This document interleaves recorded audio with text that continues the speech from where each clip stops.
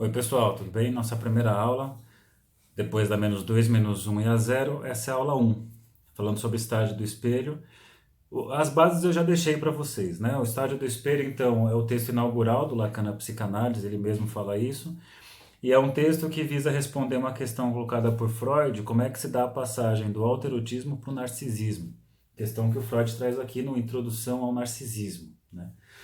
Então, o que é o estágio do espelho? Ele vai dizer que o estágio do espelho é um fenômeno que vai acontecer entre o sexto e 18º mês de vida de um ser humano, quando inicialmente o bebê humano não se reconhece numa imagem, né? Se você colocar um bebê diante do espelho, ele não se reconhece, porém, depois de um certo tempo, por volta de uns 6 meses, ele começa a se interessar pela imagem. Então, entre o sexto e 18º mês está acontecendo algumas coisas que vai ser a capacidade da criança olhar para uma imagem e se interessar por essa imagem. Então você pega um bebê e põe diante do espelho, quando ele passa a se interessar, a pergunta que se faz é o que o bebê está vendo quando se olha no espelho? Né? O que a criança ali faz quando se olha no espelho? O Lacan vai colocar, isso baseado em experimentos do Henri Vallon, por exemplo, vai colocar que uma criança, ela olha para o espelho e o que ela vê é uma outra criança. E é interessante que qualquer animal de uma inteligência razoável, quando você coloca diante do espelho, também chega também nessa suposição de um outro animal ali.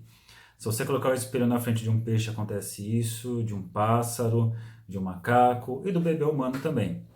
Então a criança vai inicialmente supor que a imagem dela, na verdade, é uma outra criança. Por isso que a gente até coloca que o eu é um outro inicialmente. É interessante que nessa fase a criança começa, então, a se interessar por esse outro bebê, por essa outra criança, e começa a trazer seus brinquedos para justamente interagir, brincar com essa criança. E aí o Lacan vai colocar que aos poucos ela vai percebendo a realidade duplicada. Tudo que tem do lado de cá, onde ela está, ela vai encontrar do lado de lá na realidade do espelho. Então, o pai está aqui, o pai está ali, a mãe está aqui, a mãe está ali, o sofá está aqui, o sofá está ali, até que uma hora, depois de muito ficar nessa relação com essa criança do espelho, ela vai conseguir ter o primeiro insight, que é perceber que aquela criança do espelho nada mais é do que ela. Então veja o raciocínio, o eu é um outro, aquele outro que eu achava que era um outro, na verdade sou eu. Aí a base da relação paranoica, né, de achar que o outro está pensando o que eu tô, está falando o que eu estou pensando, né, essas coisas de projeções que você vê muito comumente como uma defesa. Então a criança então percebe que a outra criança do espelho é ela, e o Lacan vai colocar que nessa hora ela fica apaixonada pela imagem de si, né? Forma-se começa o narcisismo então, que é a hora que ela começa a investir a libido nessa imagem, nesse eu. A questão toda, para se perguntar nesse ponto, né, para se questionar, se apresentar, é que essa criança, apesar de ter uma unidade ali, um corpo inteiro, o Lacan vai dizer que do ponto de vista do desenvolvimento dela, ela ainda não é um corpo inteiro.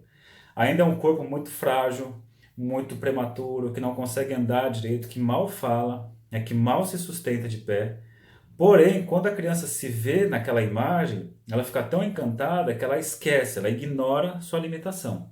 Então ela cria uma imagem mental desse corpo inteiro, ela tem certeza de que é isso, ela tem consciência de que ela é isso, é a consciência de si, porém o corpo é insuficiente. E quando ela vai tentar, então, dar um passo, vai tentar falar, vai tentar correr, vai tentar corresponder à imagem, ela cai e a imagem a supera nessa hora. Então, nessa hora, o eu que estava reconhecendo naquela imagem volta a ser um outro. Então, durante um bom tempo, fica essa relação de transitivismo, de ora ser eu, ora ser um outro, ora ser eu, ora ser um outro, né? É um fenômeno que a gente encontra em várias situações. A criança, quando vê uma outra criança caindo, começa a chorar junto. A criança dá um soco no irmão, aí o irmão começa a chorar, ela começa a chorar junto. Aí a mãe pergunta: o que aconteceu? Ela fala: ele me bateu. Sendo que, na verdade, ele bateu no irmão. Mas não é mentira, é que tem uma confusão ainda entre eu e o outro. Então, essa proximidade excessiva desse eu e desse outro. É legal pensar então na questão do que é essa imagem do espelho, pensar tanto no próprio espelho físico, mas também pensar que a criança vê os outros supondo ser igual aos outros. Então, uma criança muito pequena no meio de outras crianças maiores, ela se supõe igual a elas e tenta corresponder e é insuficiente.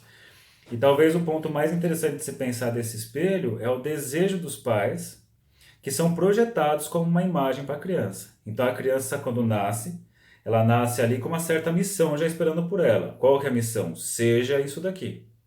Então, para essa criança ser desejada pelos pais, ela vai precisar achar as coordenadas para se posicionar e então conseguir ficar nesse lugar de desejo. Quando ela consegue ficar nesse lugar de desejo, que os pais olham com olhar de desejo, ela tem a certeza de que ela é isso. Então, nessa hora, o eu está formado. Mas é importante ficar claro que o eu aqui é um engano. Esse eu é o eu com letra minúscula, é o eu do ego, é o eu do Moá, que o Lacan fala, é o eu da consciência. Lembrando que a consciência é o índice de verdade desde Descartes, é a questão que a psicologia em geral pensa na questão da consciência, e que para a psicanálise a consciência ela é um engano. Certo? Então a certeza que você tem de algo, a consciência que você tem de algo, tem muito mais a ver com uma identificação com o ideal que está muito longe de você. Então, na análise, o sujeito ele vem apresentando esse eu. Esse sujeito ele vem para a sessão de terapia da análise, e o que a pessoa busca quando busca uma análise? Busca alguém que vai dizer quem é ela, né? Se já é gostoso quando alguém fala sobre o nosso signo, como nós somos, a gente fica encantado. Imagine você vai num psicólogo, num psicanalista, e ele diz quem é você. Só que ao dizer quem é você, o que ele está fazendo? O analista fala, você é uma pessoa que não foi vista, não foi amada, você é uma pessoa borderline, você tem, sei lá, quando você fala essas coisas, por conta do lugar do mestre que a gente ocupa como analista, se a gente fala algo, a gente está dando as coordenadas, né, as coordenadas supostamente do nosso desejo, que o paciente vai tentar se encaixar naquilo, para quê? Para poder se sentir reconhecido, desejado pelo analista. A psicanálise, então, pelo menos a lacaniana, freudiana, não visa endossar esse lugar. Por isso que eu falei em umas outras aulas aí, que o analista não vai reforçar esse lugar. Eu vou, então, justamente trabalhar para justamente começar a tirar essas camadas egóicas, as camadas do eu. E quando eu tiro camada, eu vou chegar num nada. Né? Até o Lacan fala no texto o estádio do espelho lá no final, que é justamente quando chega no final disso, dessas camadas que começa a verdadeira viagem. Né? Então, esse é o raciocínio inicial, não vou me estender aqui porque a ideia são aulas bem curtas. Normalmente esse assunto traz muitas dúvidas, então se vocês tiverem, mande áudio, mande texto, né, e tudo mais, que eu vou responder, mando lá para o grupo. Mas a ideia inicial é essa, né? É esse reconhecimento numa imagem, esse reconhecimento que é um engano, que forma a consciência. A consciência é um engano, de acordo com esse raciocínio, né?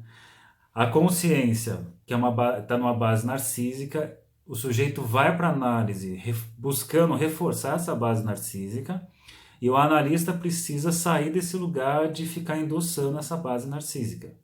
Porque se eu fico lá oferecendo as intervenções, produzindo sentido para o paciente, eu acabo mais, de alguma forma, manipulando o que eu quero que ele seja. Então, muitas vezes fala assim que a psicanálise lacaniana é fria, porque o sujeito fala pouco, porque o sujeito aparentemente é mais neutro, mas qual que é o sentido disso? O sentido é evitar oferecer os elementos, né, direcionadores do que o paciente tem que se transformar. Por isso que é muito comum pessoas que começam uma análise lacaniana, vai para uma entrevista, saem assim, ué, mas o que é para eu falar aqui?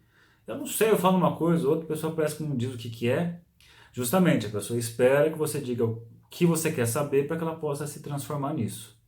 Tá certo? Então, esse é o assunto 1. Se tiver dúvidas, fiquem à vontade de mandar por mensagem.